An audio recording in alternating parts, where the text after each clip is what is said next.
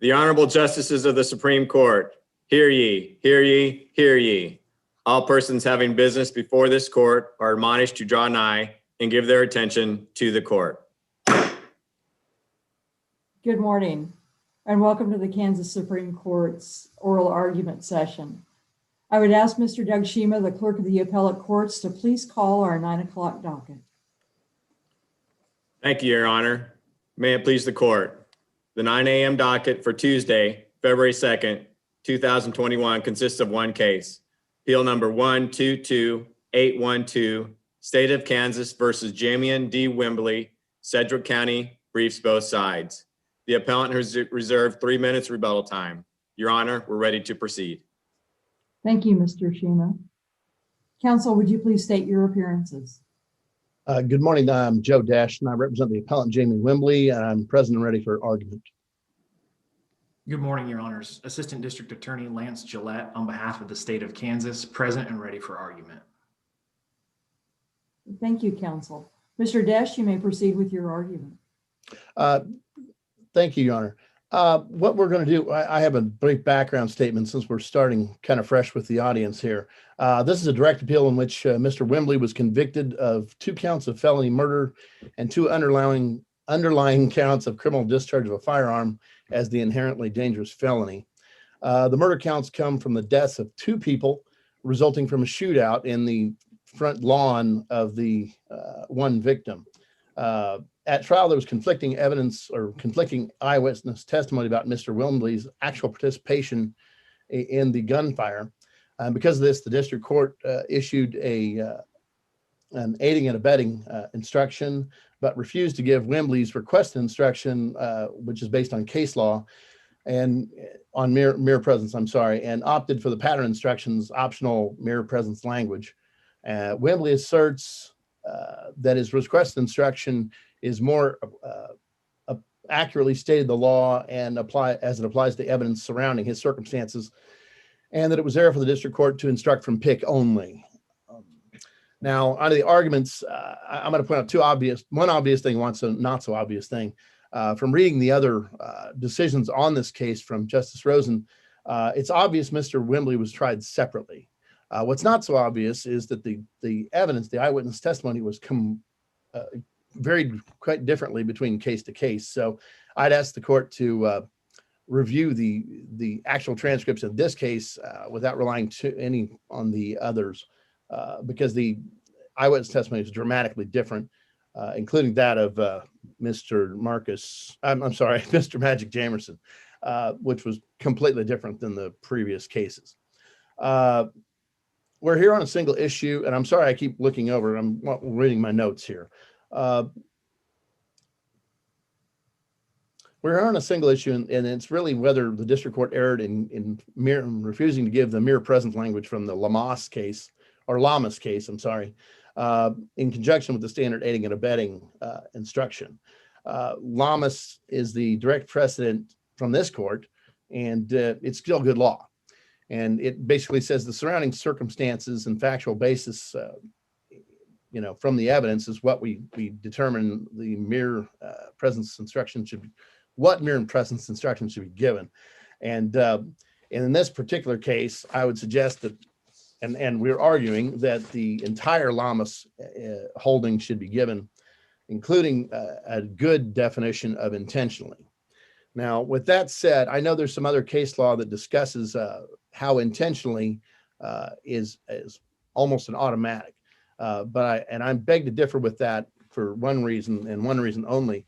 In every specific intent crime, we give that instruction, we give that definition of intentional. And I don't know why, and I don't see why, logically, the specific intent required to aid and abet somebody in another crime should be different than any other specific intent crime that's such as first-degree murder. Now, that being said, if we didn't instruct on the culpable mental state for first-degree murder, it would be clear error. Here, for some reason, it's not. And and the case that I'm discussing is State v. Bartlett. And in that case, they talked about it was a clear error analysis on whether you can aid and abet a reckless act of criminal discharge of a firearm. And so in that case, it was a clear error analysis that you could, and the intentional instruction was not necessary because intentional is kind of a given.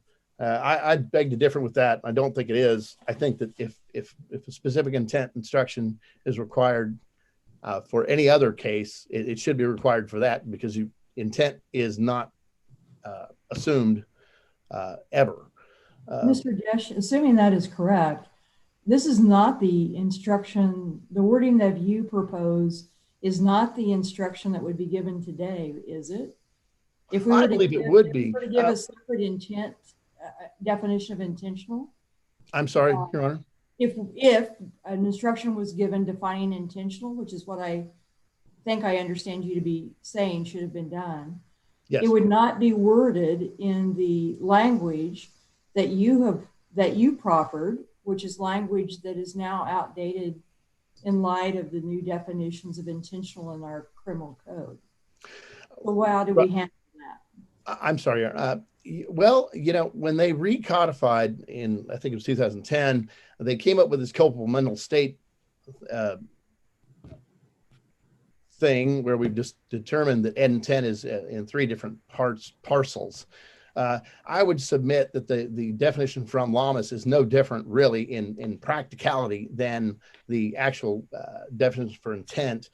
You want to bring about some result, and your intention is to enter that endeavor to bring about that to happen.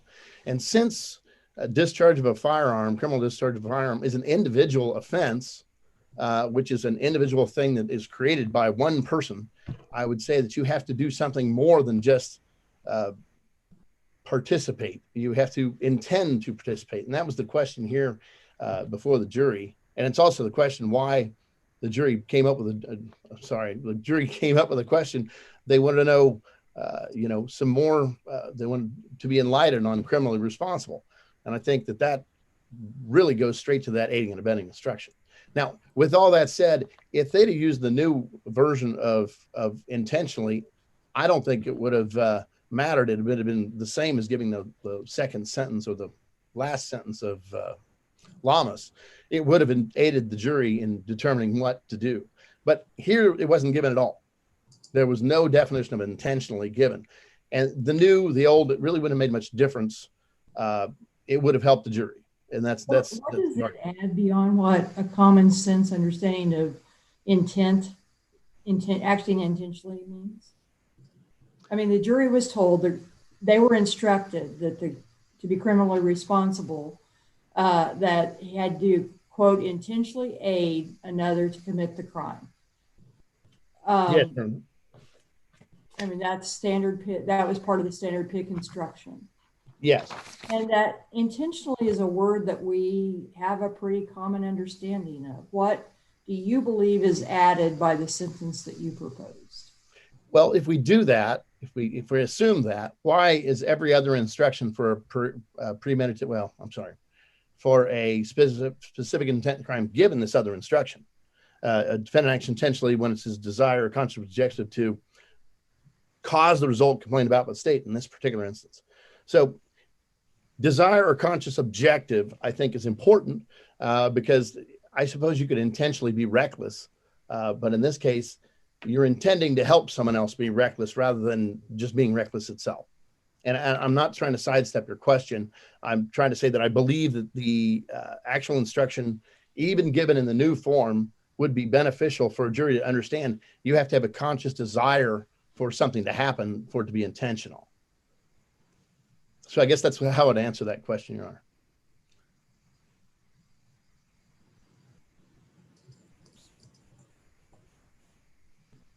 Okay, I suppose I've answered that. I can move on.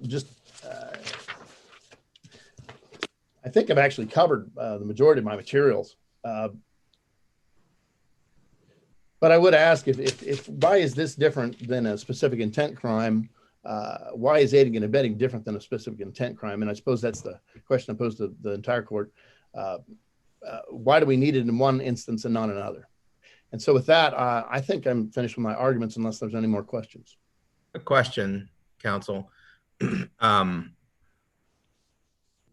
Is this case distinguishable from some of our prior cases that have considered nearly identical arguments and ruled against your position? I'm thinking in particular of State v. Potts, which was very, very similar. I just wondered if you could respond to that. Well, I looked at I don't recall Potts. I recall Patillo being recent. That's very, very similar. And I think that a lot of these cases are been determined on a clear error basis rather than on an actual instruction where there's been an objection, a timely objection, and a preservation for. Why does that make any difference if our prior cases have ruled the instructions as given out of PIC were legally appropriate? Does the difference of standard of review change that analysis when it's purely a question of law? I think the standards of review changes a tiny bit, the circumstances, because they're judged on a case-by-case basis, and harmless error is always a case-by-case basis, for example. And so, yes, I think that the facts of the case, the circumstances of themselves would determine whether it's appropriate or not. And yes, it's a matter of law, but the matter of law has to be applied to the circumstances at hand. In this particular case, one witness out of many said Mr. Wimbley had a gun, and all the rest said he didn't. So I think that's different in kind than, especially with his co-defense cases. And so those circumstances do need to be taken into account and I think Lamas alludes to that.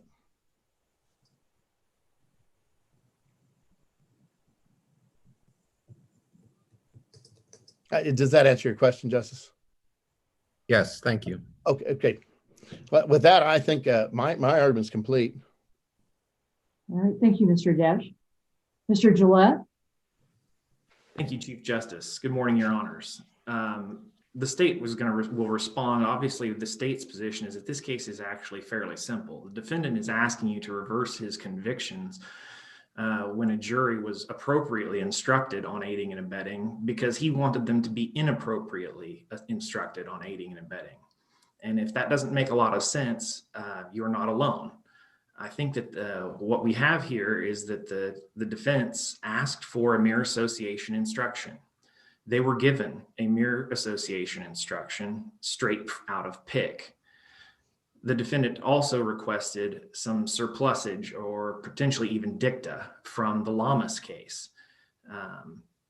The district court declined to do that here and stuck strictly with the pattern instruction. It did so, firstly, I think probably because this court strongly recommends the express usage of PIC. And I've seen no reason in the defendant's briefs, and I've heard no reason today for any basis for the district court to have departed from the PIC instruction, or why that language is not appropriate. Secondly, this court's case law is replete with examples of how the first paragraph of the instruction that was given in this case, which didn't even include, or which did not include a mere association instruction, that alone is sufficient because juries are presumed to intuit from the word intentionally that proof of mere association or presence would be insufficient to convict. Here, we're in a much better situation than in those cases because the court did give a mere association instruction.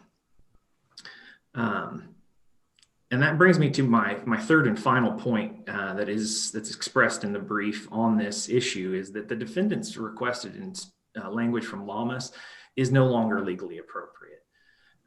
That language was that, quote, rather to be guilty of aiding and abetting in the commission of a crime, a defendant must willfully and knowingly associate with an unlawful venture and willfully participate in it as the defendant would in something he or she wishes to bring about or make succeed. That language is surplusage, again, as I would point out, but it also is confusing to a jury because now we're talking about intentionally, knowingly, willfully. Do these things mean the same? Do they not? At the time Lamas was decided, these things all meant the same thing. Today, they do not. We have a specific definition in our statutes for intentionally. We have a specific definition in our statutes for knowingly, and willfully has been stricken from our culpable mental state statutes. And it's for those reasons that this additional requested language from Lamas would not have been legally appropriate. And on top of that, it is also perplexing because to have given this language would seem to dilute the state's burden of proof, as I point out in my brief. We were required to demonstrate that the defendant intentionally aided and abetted in these crimes. The jury found that he did. Why a defendant would now request or now be would argue then or now that a jury should be told that they could convict him as an aider or abetter if he merely knowingly or willfully associated with the criminal venture seems like a non sequitur from the state's point of view. If there are no questions on that point, I'll turn to briefly just to the harmlessness analysis. Tonight, I do have one question before you move there.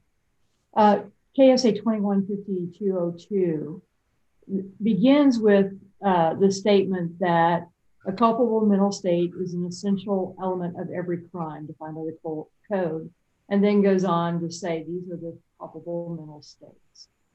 We have said several times that aiding and abetting is not a crime. It is a means of accomplishing a crime. Does that mean, does that take aiding and abetting outside of 215202 so that those definitions do not strictly apply? I don't think that it does, because juries have to have some instruction and some guidance as to what these things mean, and using words differently in different places would be more confusing. But I think the more prescient point is that aiding and abetting is a way of extending criminal liability to someone who may not be a direct participant in the crime. In Kansas, aiding and abetting has always been a specific intent crime. And you have to have that specific intent. You have to intentionally aid or abet the commission of a crime in order for you to be held accountable for it. So if we're going to extend criminal liability through the lens and the rubric of aiding and abetting, you still have to have a criminal intent. And that intent is intentional. It's a specific intent crime.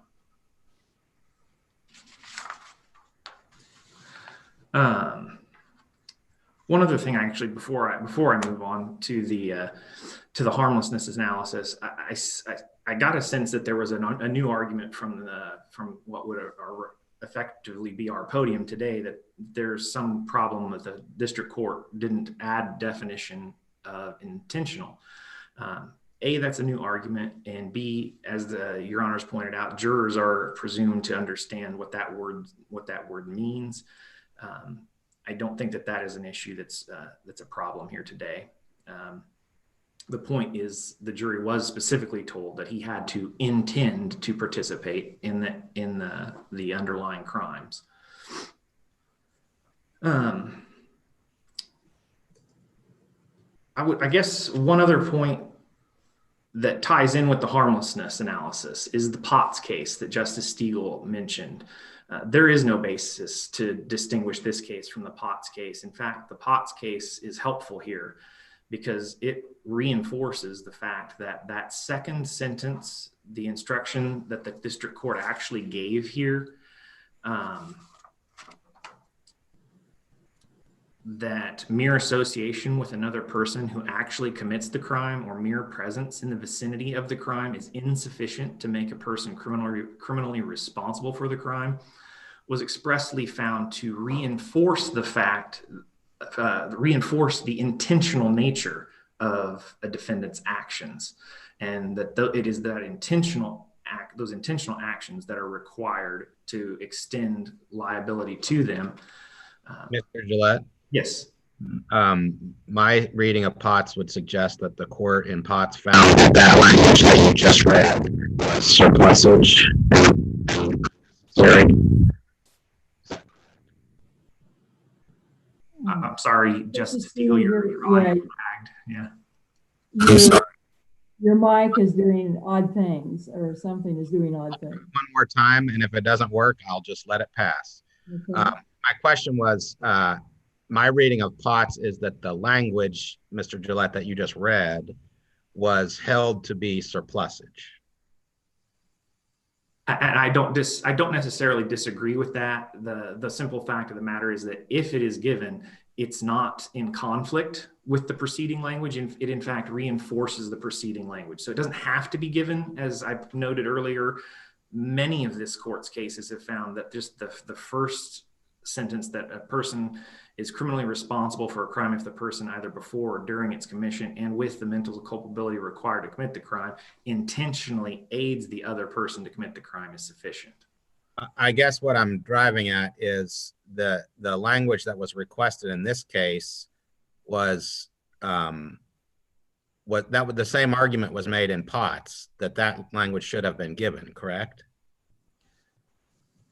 I would have to double check Potts on that specific point, Your Honor. I'll take your word for it, though, if you want to. Well, just my final follow-up. Can you help me with the timing? When was this jury instruction asked for? Was it before or after Potts? In other words, would the district court have had Potts to inform the court's decision? I can have just a moment. I might be able to answer that question. Potts was 2016, so it would have. It had Potts.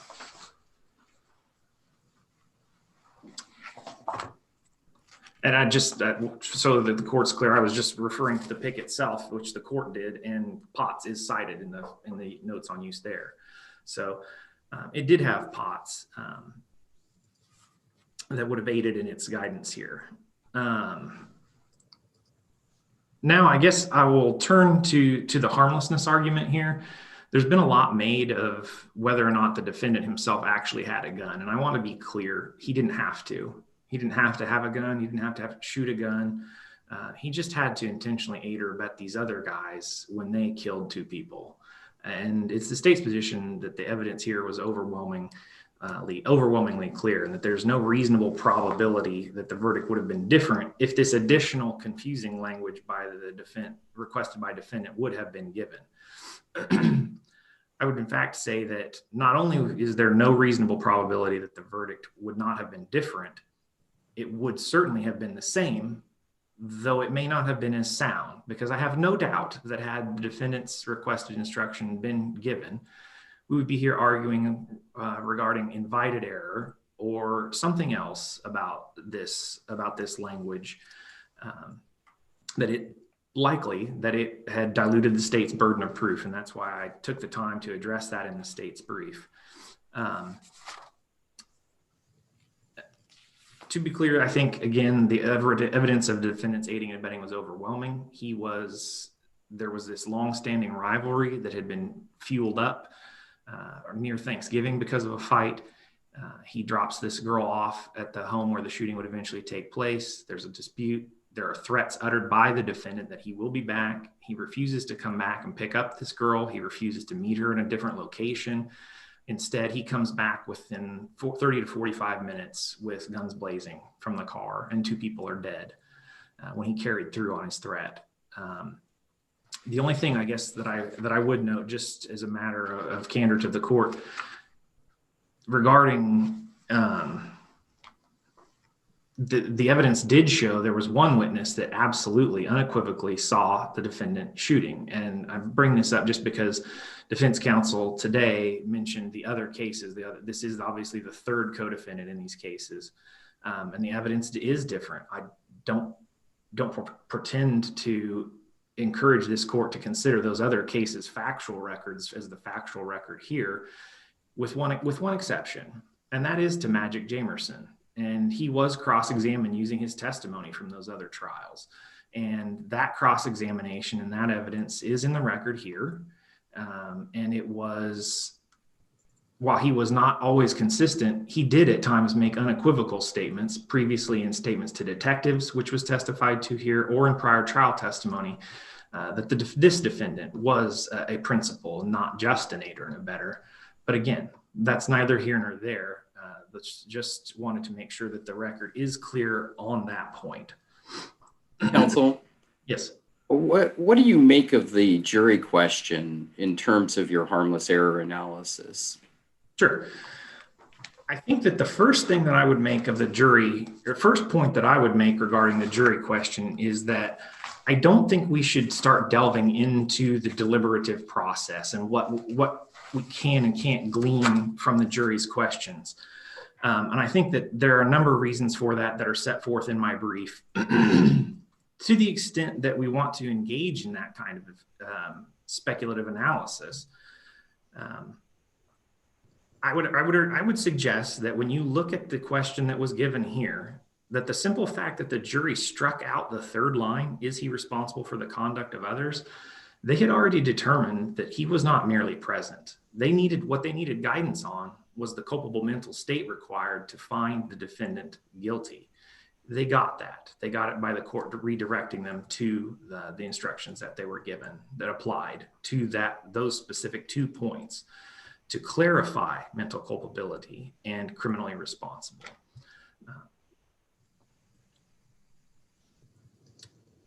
Seeing no further questions, Your Honor, I would urge this court to deny any relief on the record in this case. Again, I think that the requested instruction that we're here for, that the defendant is still advocating for now, is an improper statement of law.